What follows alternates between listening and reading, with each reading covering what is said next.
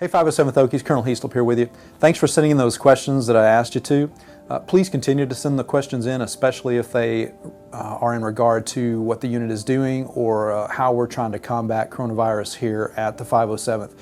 I've got Colonel Bradford here today with us, who is the MDS commander, and he's going to be better equipped to answer some of your questions. So without further ado, Colonel Bradford. Hello 507 family, this is Lieutenant Colonel Bradford, the commander of the 507th MDS. Many of you know me as Doc, and for some of you who don't know, I'm also in the civilian world an emergency medicine physician. Came in today to maybe answer some of your questions that you may have. Well, if you feel sick, one thing you should do is start social distancing, take a temperature, see whether or not you have a fever, and don't go to the emergency room immediately unless you're having significant shortness of breath.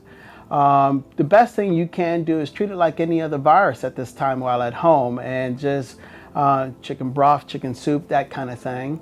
Tylenol, Motrin for temperature. Just hydrate really, really well. Masks really do work to an extent that it protects you from giving the virus to somebody else. Also, does it keep you from getting the virus? It does have some helpfulness with that, but mostly it keeps you from spreading it. Wear a mask. Also, if you have gloves, wear gloves too. That's a good question.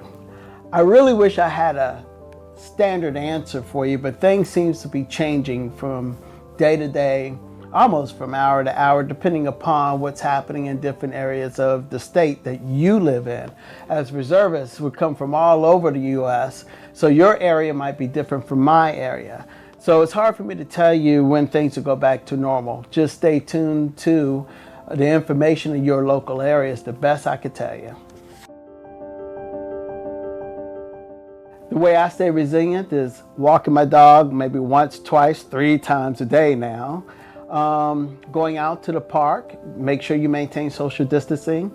If you have kids, going outside, frisbee, basketball, and no, I'm not talking about pickup teams of a bunch of folks. I'm just talking one-on-one, keep your social distancing with someone who is not sick.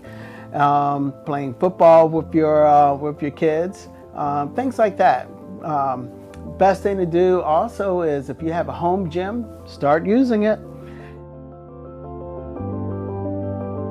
I think that answers all the questions. Hopefully I've been very helpful for you.